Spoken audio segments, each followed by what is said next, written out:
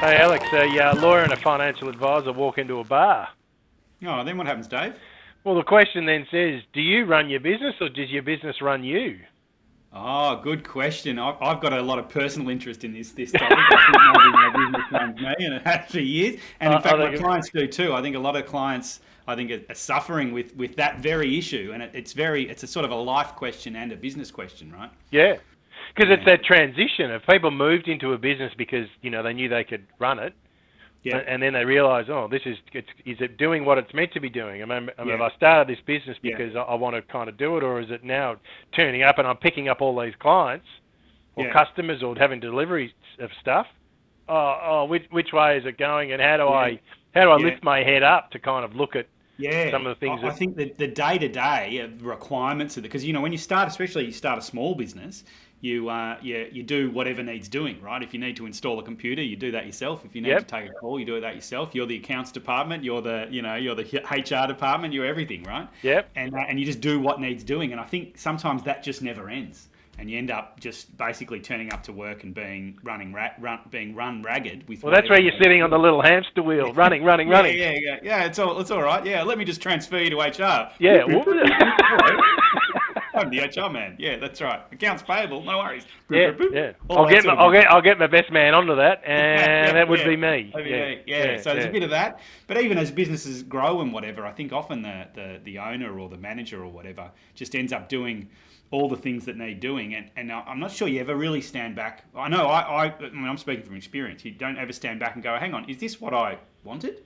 Is this what my vision was? I had a kind of a vision for the business I wanted to start. And yep, then some of that, worked in the market and some didn't, and I kind of learned that maybe, I thought clients might want that, but actually they want this or whatever.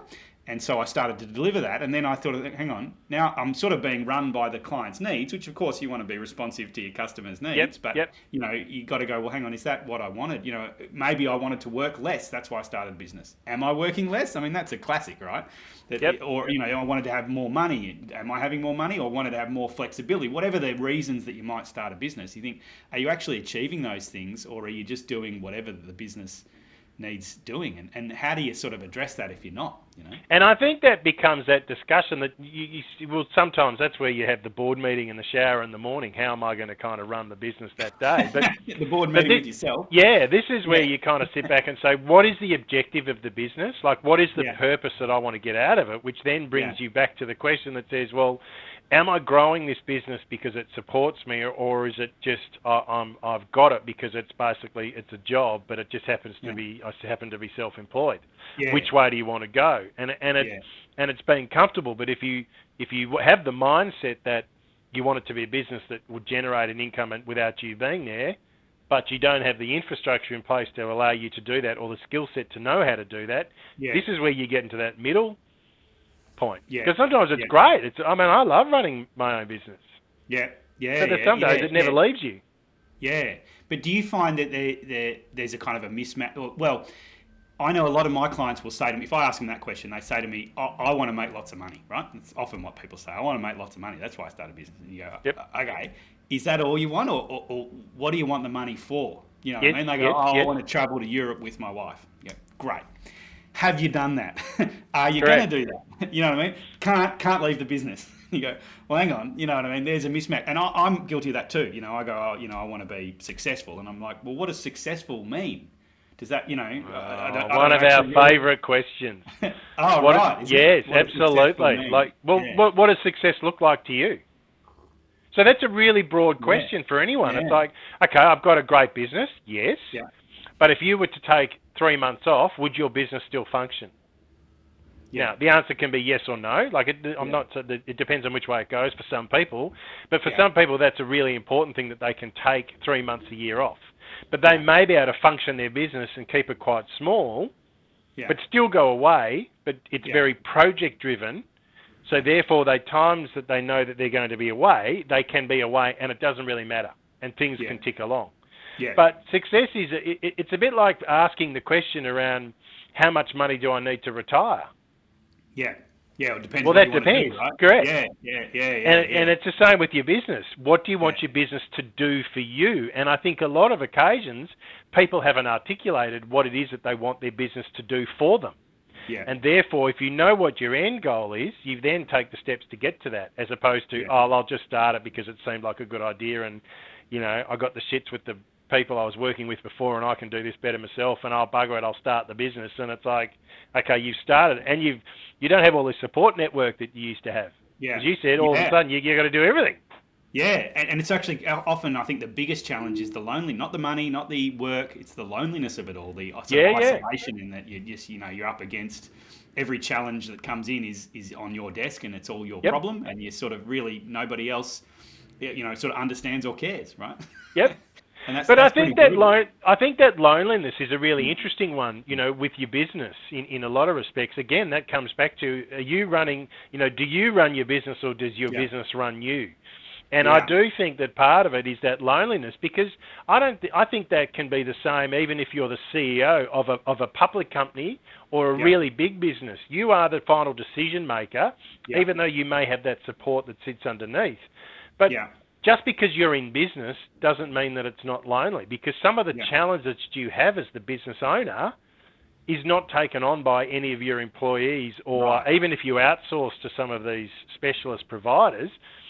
Ultimately, they don't take on the decisions that you need to take on, and if there's no one to talk to about it and to work through some of those discussions, it does become really lonely.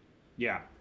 I think that's one of the benefits to and we've talked about partnerships before, but there's certainly downsides to partnerships too. But one of the benefits of having business partners who are also owners, that you can, you have someone else who shares the burden, and the ups and the downs and all of the stuff in a way that sometimes the rest of the team might not. Or you can have the right advisors, or but I know what you don't want to do. Certainly in my experience in business and my clients, is you don't want to go home and unload on your family. You know what I mean, or your friends, because I know I talk to my friends about law stuff, and they do not want to know. For some reason, their eyes start rolling in the back of their head. They're like, "What is he going on about?" They've got nothing else to talk about, right? Because that's what I've done all day. I just want to talk about this legal case I've got, and they do not want to hear about it. But this is where you go back to those groups that you may be involved in. That it might be a mentor, or it might be just another group of business owners. To kind of give you a chance, because you don't need to reinvent the wheel. People have been there, and you can transition your business to be different things and try different things along the way. And I suppose that's the real advantage and beauty of having your own business. You can try some stuff because you're making a decision to do things along the way. But it comes back to your level of comfort. Are you comfortable owning the business and taking on those decisions? For some people, they don't want that. They feel as though they run their own business, in that they're running their own career, and they can have that capacity to come in and out of different organisations in certain roles. And so they say, well, I'm running my own. Sort of thing. They can be. They're basically a skill for hire. Whereas other people want the flexibility of owning and growing an asset that supports their own passions. So it's a really interesting one. Yeah, another side of it that I see a bit is sometimes you might have started a business because your dad started a business, or your grandmother, or whoever, someone in your family, and you've taken it over. They might have passed away. Maybe they've passed away, unexpectedly. Maybe they've just retired. Maybe you've gone into the business to help them and ended up taking it. There's all sorts of family relationships that might be, that relate to the business, and there might be a legacy really that you respect and that you want to support, but perhaps you didn't invent. You didn't sit down one day and go, right, I really want to run a food manufacturing business in Dandenong. You just that's what your parents did or whatever, and now you've taken it over. So there's this whole legacy issue, which then you can feel run by the business. You know what I mean? And then you got to check with your brother, who also runs the business. Every time you want to do something, you and your wife want to move to Hallam from Dandenong, you got to check with your brother, because you got to be close to the factory or whatever. There's all these kind of difficult family relationships that come from family businesses. And on the point actually of support, there's the family business association. There's actually support networks specific to your various needs. So I'd say if you're in a family business, the family business association can be great. Or if you're in any kind of business, joining your the local community, whatever for us it's the law institute. There's various chapters of the law institute around. You can go and hang out with all the other lawyers and whinge about clients together. They say law would be great. Well, the technicalities of the law, you could sit there and debate, and there you are. All these intellects sitting around, pontificating around what needs to be and could be done. Red wine. Correct. Smoking their totally. cigars, the usual exactly sort of, like that. the stereotype lawyer.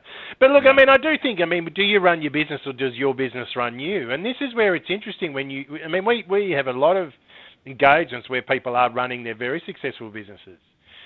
But it's giving them the opportunity to kind of elevate themselves to sit up. It's almost being the lifeguard. You're up in the chair and you can look across and see where you need to move things. And sometimes it's having that third party with a fresh set of eyes that helps you assess what could or should might be kind of occurring in the way that you approach it, or the way that you're setting up your business for the next phase. And I think in a lot of respects, when you have started the business from scratch on your own and it's built and you've added people, there is such a connection to the business that it's like, well, I've kept adding people and it's growing and it's doing this and it's my baby, and it just, it's very hard to give it away sometimes.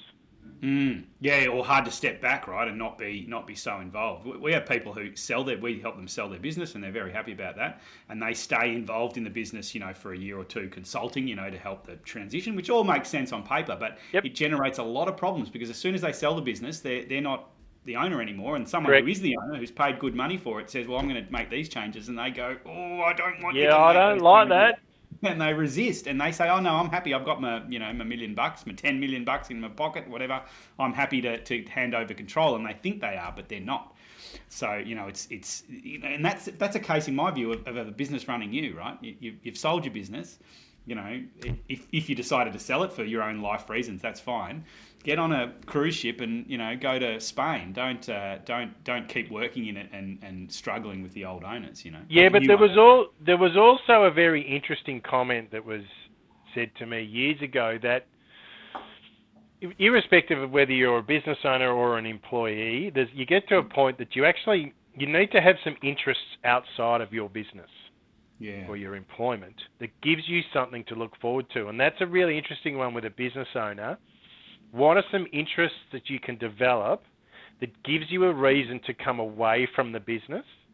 So when the time comes that you either sell or you step back, you're not then being stuck in a position where you go, well, I'm kind of used to going to the office or the factory or whatever it is, every day or 4 days a week or whatever time frame it might be. Yeah. Now it's like, so what do I do with my time? Yeah. And I think that's a really challenging situation for a lot of people, is that their sense of identity is attached to their business, and they do. They absolutely love it. They love their business. But there's a crossover point where it says, look, it's getting too much, it's getting too big, I'm sick of dealing with it, I've got enough money outside, if I sell it, yes, I want to exit. But there's so many circumstances where you see people, they sell the business and these new owners come in and you just see the previous owners shaking their head and they go, you know what, I know you asked me to be here for 12 months, but I'm out of here in 3 months because you're making decisions that are just completely stuffing the business, or it's not a decision that I would do.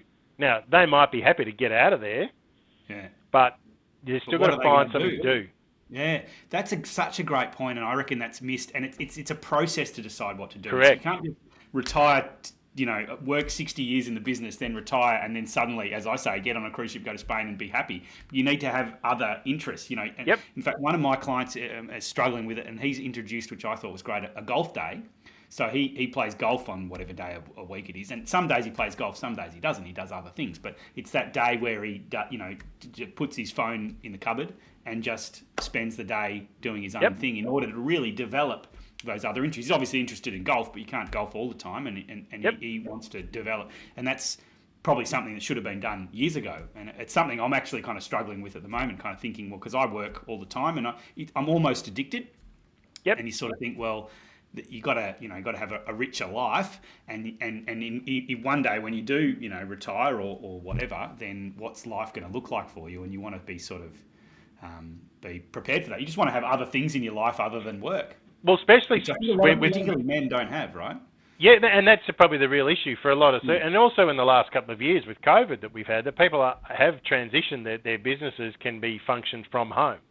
Yeah. So they don't always have to go into the office to see what's going on, or if it's a manufacturing site, they still might be there. But I agree, it's this transition period around determining and accepting the fact that the output that you may want, someone may take a slightly different path than what you would do. So you may go around the right-hand side of the problem, but someone else will go around the left-hand side, and someone else will go straight up the guts. But you're coming out with the same outcome. And it's that acceptance factor that you've asked them to achieve something. Their mindset is just a little bit different, and it's this balance between stuff. But it is that interest, and it's also when you have husbands and wives, and one's been more involved than the other, and all of a sudden someone's at home all the time, and they're like, well, what are you doing? Where are you going? Why are you doing that? And this is where you do. It's that, who's running, do you run your business or does your business run you, being the topic for today, is a real challenge, because your business can be a noose around your neck, or it can be a flotation device that helps you, continue to do what you want to do because it provides an income, but you've got to work at it.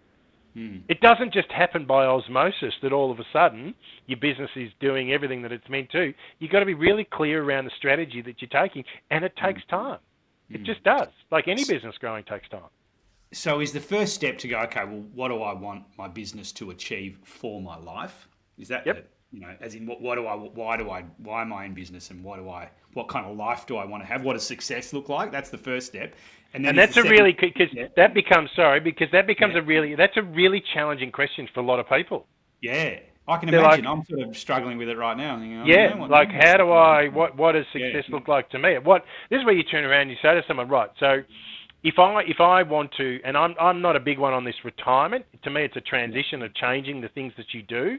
I don't think if you've been in business, you're not ever really going to retire. You just do different things with your time. Like you've just got more time to do it.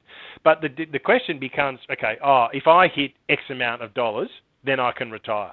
Like I've got enough. Okay, so you work towards that. You go, right, we've got $10 million of capital. Will you retire? Well, no, I still feel a bit uncomfortable. Maybe I'll go, let's make it 12 mil. Okay, so we work away. We grow it to 12. You've now said 12 mil's your target. And again, this is the real challenge. It's like, so what is success? When can you turn around and reflect upon yourself and say, hang on, we said in 12 months' time, if we hit this, this, and this, then let's celebrate that success. But too many times people keep moving the goalposts forward. That's a very human quality, isn't it? To go, well, absolutely. I want to buy that car. Then you buy the car and you go, oh, right. And then I want to have a bigger house or have the holiday or whatever it is that you want, particularly material things. And you might be neglecting the relationships and the other things that actually give you real meaning in your life to get those things. Then you get them, and then you go to the next one and the next one. And I know I've set in my business various goals, most of which I achieved, and then I just changed the goals. I just made them. So, but that can be a good thing. Realise you don't want to achieve. Correct, but also when you start to ask people what does success look like, and one of the things that we can have is that people say, well, actually, I want to make sure that my kids come and have dinner with me, on and off. Okay, great. So is that success? Yeah, that is. But what about the business? Yeah, but the business is there and it's doing what it's meant to do. I want to make sure what successful is for me is that I've got the relationships with the people that I want around me. Now that's success in certain eyes. Other people, they don't see that as being success. They'll say that, no, the business needs to be doing X amount to make sure that I can then support everyone. So, do you know what I mean? It just, I find it a really interesting kind of topic, and this is, I suppose, the whole, for us, what wealth activism is all about is, what is the purpose of your business and what is it meant to be doing, and, do you run your business or does your business run you? And I don't think there's a really clear And it's like, oh no, we've covered everything off. That's the joy of business, is that it fluctuates, and you've got to work at stuff and move and change and make adjustments and tweak and And I guess that's why if someone asks you a question, well, should I do this? Say, should I work full? Should I, how much money do I need to retire? And you go, well, that sort of depends on what success looks like to you, right? Yeah. So if you pull the Alex Martin line, which is it depends. That classic. Yeah. Come and give I've me a listened bunch to too of money, many lawyers. That depends has been in my ear for years. Yeah, that's right. So, but I mean, that makes a lot of sense. And it really means then, in a way, going and seeing a financial advisor might be quite a confronting thing to do. Absolutely. At least yeah, because you have to deal with some questions. Because I know a lot of my clients, and a lot of my clients are, sort of middle-aged men. Not all of them, but a lot of them are, and I think they're mostly sort of successful. They're certainly financially successful, but a lot of them I think struggle with the same sort of personal issues, which is, I reckon, first of all, they don't know what success looks like, other than just to keep making money. And you're like, well, yeah. Well, they haven't defined it. Yeah. They haven't defined it, and they haven't agreed to what success looks like, especially with their life partner. Yeah, right. Yeah, because they might have different, and they've not discussed it. They have different ideas. I mean, maybe if it's a he and she situation, maybe he, his idea of success is to retire, and her idea of success is for him not to be at home. Correct. Yeah, they say for better or for worse, but not for lunch. Yeah, correct. You heard that? Yeah, absolutely. Bloody hell. And then suddenly they get together all day, and that's not so good, unless perhaps over time they've got used to the idea or developed some common interests or whatever. Yep. Or one of them says, I want to buy something, and they're like, no, I'd rather go on a holiday. Like, can't we go away for a month somewhere? Oh, no, but I want to buy another piece of real estate, or I want to buy another car, or I want to buy like, no, but I'd rather go and spend, $50,000 on 6 weeks in Europe.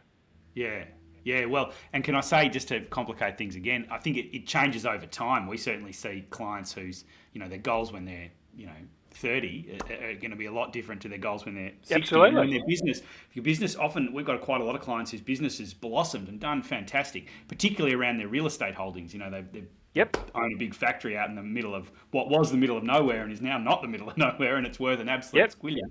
And they're transitioning from being business operators really to landlords. And, de-risking themselves and all of that, and that's a fantastic thing. I mean, why, if you own all these squillions of dollars of real estate, why would you be worrying about the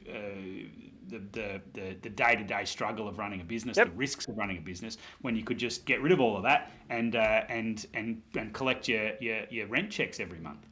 Yep. So it's that's a real, like, that's where these whole discussions around determining this, and this is where we talk about financial advice is not just about the numbers. Yeah. There's so much of it is driven upon, well, what's your emotion and what's your mindset? Yeah. And how do you want to transition those assets? So what's the intergenerational strategy? Yes, there is an asset management component in there, but it's more about what is your mindset towards money and how do you want to transition that, and how do you change your asset mix to support your lifestyle where it currently is at the time, but also where it could be, down the track. Yeah, because I mean, you sort of think that the stereotype of financial advice is that it's about minimising your tax, about maximising your income, or your assets, about making more money, and you're like, well, there's an aspect of that, but there's that making more money for no reason is not a good thing. Well, it's like taking I was at a barbecue and my mate's getting 25% return. Okay. That's great, but do you need 25% return on the capital that you've got? You could be getting a 5 to 8% net return, and still be getting more cash flow than you need to support your lifestyle. So why are you putting your assets at risk to try and get 25% return? Like, no problem putting a small percentage, but what's the big deal? Like, why do you need that extra grief? The intent is for you to sleep well at night and to just, enjoy your life. Like, so it is. This is where that question around what does success look like to you is different to every person, and it's a very key underlying question on anyone that we talk to, because success means different things to different people. Yeah. And do you find when people are coming to you that's often the first time they've considered that? Yes. Yeah. That's interesting, isn't it? Because I mean, if I went to a financial advisor, right, I'd be thinking, okay, I'll better take my bank statement and my super fund, whatever, and I'll Yep. be going, how much money should I put into super so that I can retire okay? You know Yep. what I mean? That'll be my question. And you're like, well, Yeah. what do Or the question is, should I buy yeah. BHP or Rio? Really? Like that's we need. There's a lot of questions that we need to ask and get answers to before we get to that, and that may not be that may not be the solution that supports where they want to go to. Yeah. Oh, So that's where it comes back. Yeah. Fantastic. All right. Well, I think we've sort of covered a bit today. Again, the topic was, do you run your business or does your business run you? And there's a lot of questions around that, and it can be exciting and negative and positive and all sorts of issues that come around it. But I think part of the key objective, well, I feel that we've come out of this discussion is a very key question is, what does success look like to you, irrespective of what that means? And so that helps drive some decisions with your business or without your business. Yeah, and that's what, if you got to run the business so that it suits what your goals are in life and what a successful life looks like to you. Correct. Stand back and find that out. Yep. Plan it, document it, and then move towards it. That's the hard thing. I mean, I think I might have done that first step once or twice, but then actually putting the steps in place to actually move towards a better life often is too confronting, and you just end up not doing it. Correct. For this golf fella, I'm not going to take. I'm too busy on a Tuesday. I can't take a Tuesday off, or I can't. There's too much else going on. Yeah, part of our role is to keep you accountable to what you said you were going to do. Yeah, I see. So you'll follow them up. Yeah. Oh, absolutely. Often they're people who might have 300 staff. And I've sort of said to people, you've got 300 staff. Maybe you should have 301. Would that help you? You know what I mean? If you hire enough, like at what point are you going to have enough staff? And in fact, my dad, who was a very good manager, and he very rarely ever gave me advice, and probably the only bit of advice possibly he's ever given me, is he said, the more people who work for you, the less you should do. Yeah, you delegate. You're good at delegating. Yeah. He's a great delegator. He's a great sitter and a great delegator. Yeah, right. But that's good advice. If you have a big business with lots of people, then hopefully you should have some room to make these kind of decisions yourself, not just be slaving away every day. Correct.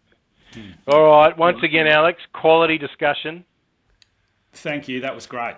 I hope people have enjoyed that one. Reach out to us if you want to continue the discussions. But once again, and we will see you on the next podcast. See you on the next one. Alex. Thanks, Dave. Righto.